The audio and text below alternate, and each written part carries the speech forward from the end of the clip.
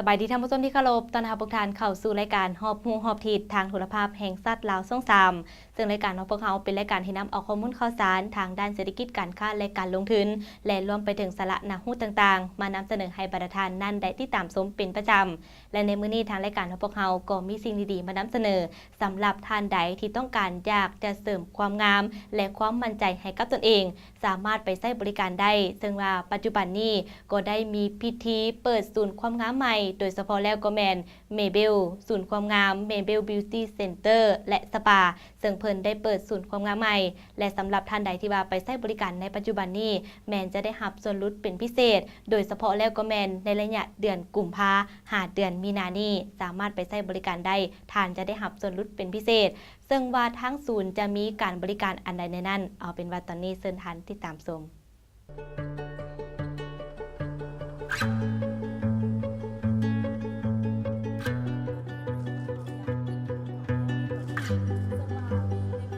พิธีเปิดศูนย์ความงามเมเบลบิวตี้เซ็นเตอร์และสปาได้มีขึ้นในตอนบ่ายวันที่17กุมภาพันธ์2019เปิดโดยทานนางเวียงวิไลรัตนะเจ้าของกิจการศูนย์ความงามเมเบลบิวตี้เซ็นเตอร์และสปาและทานนางนัตยาวิลายุสินหุ้นส่วนศูนย์ความงามเมเบลบิวตี้เซ็นเตอร์และสปาเป็นศูนย์ความงามที่ช่วยแก้ไขทุกปัญหาของผิวพรรณนับแต่ใบหน้าจนถึงร่างกายโดยมีแพทย์ผู้เชี่ยวชาญที่มาจากประเทศเพื่อนบ้านซึ่งเป็นศูนย์ที่นำใช้เครื่องมือที่ทันสมัยเข้าช่วย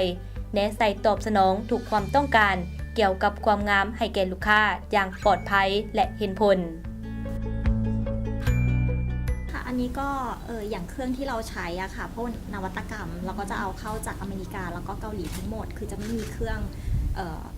จีนหรือว่าไต้หวันเลยดังนั้นเรื่องความปลอดภัยอะค่ะก็จะแตกต่างเพราะว่าอย่างในตลาดตอนนี้เนี่ยแข่งกันเรื่องราคา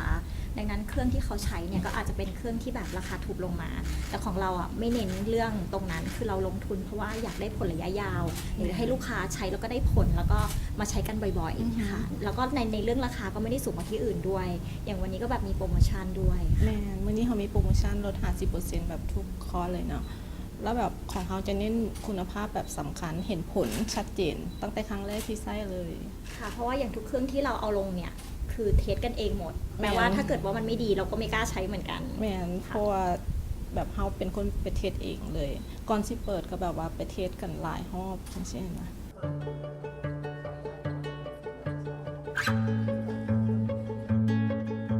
เพื่อตอบสนองความงามให้แก่ลูกค้าแบบมาบนเดียวได้ครบเลย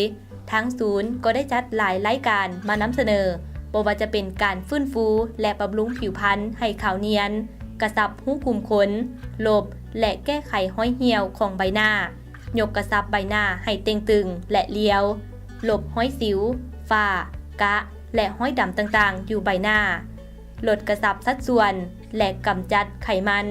ต่อขนตาเกาหลีเห็ดเล็บและอื่นๆ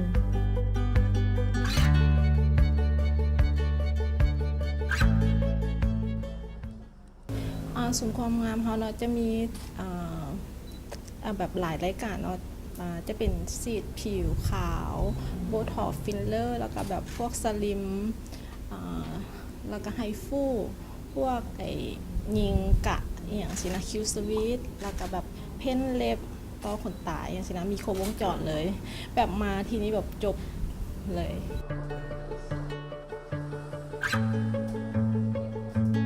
ในระยะเปิดใหม่ของศูนย์ความงามเมเบลบิวตี้เซ็นเตอร์และสปาทั้งศูนย์จึงได้มีของรางวัลให้แก่ลูกค้าสำหรับลูกค้าที่มาใช้บริการตั้งแต่มื้อนี้จนถึงท้ายเดือนกุมภาจะได้รับส่วนลดถึง50ส่วนห้อยจริงๆเราไม่ได้เน้นว่าเป็นลูกค้ากลุ่มไหนนะคะอยากให้เป็นลูกค้าที่แบบเน้นดูแลตัวเองจริงๆไม่ใช่ทำตามกระแสเนาะอยากทำแบบว่าไม่ให้เจ็บตัวฟรีก็คือเหมือนกับว่าฉีดโบท็อกซ์เหมือนกันแต่ที่นั่นเห็นผลที่นี่ไม่เห็นผลในราคาที่แบบว่าเท่ากันอะไรแบบนี้ค่ะคือเราไม่ได้เน้นเรื่องราคาขนาดนั้นอยากให้เน้นเรื่องคุณภาพมากกว่าบริการของเรานะคะก็จะมีหลายรูปแบบนะคะก็จะมีทั้งเน้น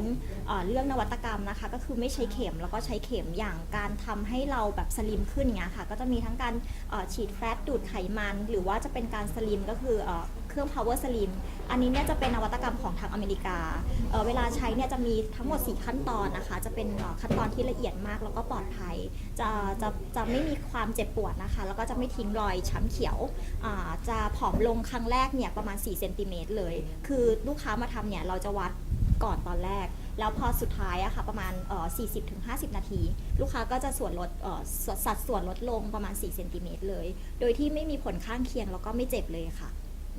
ค่ะก็คือว่าด้วยความที่เราได้มาทำธุรกิจที่นี่เนาะแล้วเราก็เห็นทางเจเวงที่แบบดูแลตัวเองตลอดผู้หญิงที่นี่คือผู้หญิงไม่หยุดสวยนะคะแล้วก็มีหลายส่วนความงามที่เติบโตขึ้นทุกวันหายไปก็มี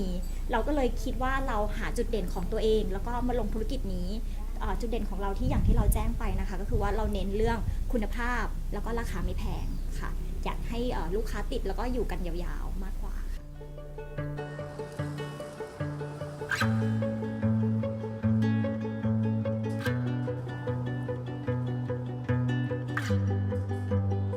ศูนย์ความงามเมเบลบิวตี้เซ็นเตอร์และสปาตั้งอยู่บ้านดอนปลาไมเมืองศรีสัตนาคนครหลวงวิจันทร์เปิดให้บริการทุกวันเริ่มตั้งแต่เวลา 10 โมง ถึง 20 โมง